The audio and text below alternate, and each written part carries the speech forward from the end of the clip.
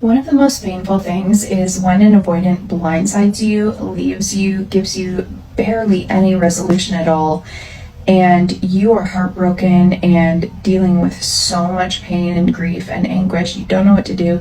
And then you hear or have to see that they are in a new relationship in no time. And what you were told a lot of times by them, if they do tell you anything at all, is that they just need to be alone, they need some space, they need time to figure things out. And you're just thinking to yourself, like, what the actual fuck is going on? Like, I have never been in so much pain. Like, this is... Are they trying to hurt me? Like, what are they doing? So first of all, you have every right to feel this way. It is extremely painful. I know the feeling. It is horrifying. It is awful. And it feels very lonely. What I also want you to understand is that when an avoidant person jumps from your relationship into a brand new relationship very quickly, that is a sign that they are using this new relationship to distract themselves. A human being cannot jump into a new relationship without healing or grieving the past one, without having shit from the past start to surface in that new relationship. Like, it's actually impossible. Human beings feel things. Like, we have feelings, and it doesn't matter if you try to distract yourself or suppress them, they are going to resurface at some point. What happens with avoidance, let's say you had been with your avoidant partner for a substantial period of time in a committed relationship, and what happens with avoidance is that in that beginning stage when they first meet you, everything is very easy because you two don't know each other all that well. There's not a lot of risk, there's not a lot of like vulnerability or intimacy. The avoidant doesn't feel pressured in any way. They can just kind of be free and get to know you and still feel like they are chasing you. When things start to change is when the dynamic shifts and you start chasing them because they start pulling away a little bit. They start to feel obligated in the relationship now. They start to feel like, oopsie daisy, I feel like I'm losing my independence. Uh-oh, what am I going to do?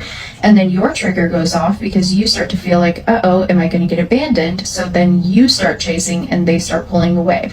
What then happens is that the avoidance starts suppressing and holding in everything that they're feeling, because oftentimes they're the type of person that doesn't want to rock the boat, doesn't want to hurt your feelings, doesn't want to cause conflict, so they're holding everything in. When you hold everything in, it is going to bottle up and explode at some point, and that's what tends to happen when the avoidant gets to the point where they blindside you and abruptly leave the relationship. They don't want to deal with the fallout from your emotions, and that's why a lot of times avoidants will not meet you face to face to end the relationship. Sometimes they'll just ghost. A lot of times they'll text you like mine did. Feel a lot of shame and resentment has built up in the relationship, and they don't want to deal with the fallout because they feel so overwhelmed. It's hard to explain because it sounds like I'm trying to excuse their behavior, which I'm not. But it's not so much that they are trying to be malicious or that they want to hurt you. It is simply that their nervous system is so overwhelmed that they physically don't know how to come face to face with your emotions. It is so much shame onto them and so much overwhelm that they don't know what to do, and they just bolt. Immediately after they exit the relationship, it's like a pressure valve has been released and they feel a ton of relief because they're like, oh my God, the pressure, the obligation, the lack of freedom, I'm free again. Oh, whew, thank God. They're not going to be feeling any of the pain or grief at that point because their nervous system was so incredibly activated at the point when they left the relationship that all they're going to be feeling at that beginning stage is good and relieved and happy and free. This is often the time period when they will jump into a new relationship because they feel so free, they feel so happy, they feel so relieved, and they're convincing themselves that the problem was you and just an incompatibility issue. And so they're like, well, I'll just go see what else is out there. But things will start to get messy at a certain point. So they will maybe meet someone else and they don't really realize that they are using this person to distract themselves from having to deal with any of the pain or grief from the last relationship. They don't want to process anything that happened with you.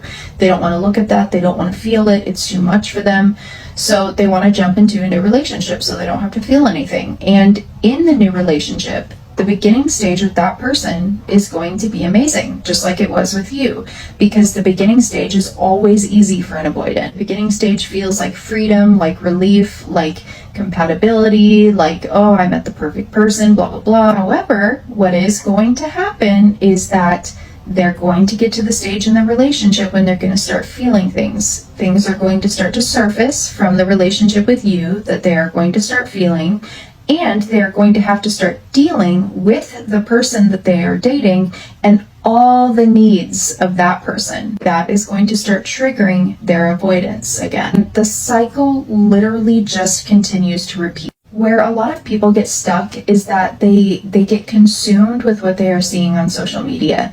They see maybe the avoidant posting a lot of things or looking really happy, and you can't get yourself caught up in that. And it's not that like I hate saying it, like I don't want avoidant people to be unhappy. Like I don't want to say like, oh, don't worry, they won't be happy. I don't want that for them. But if they are not healing from their relationships and they are just continuing to relationship hop, they aren't going to be happy or fulfilled with the people that they're dating, because they're going to continue being triggered.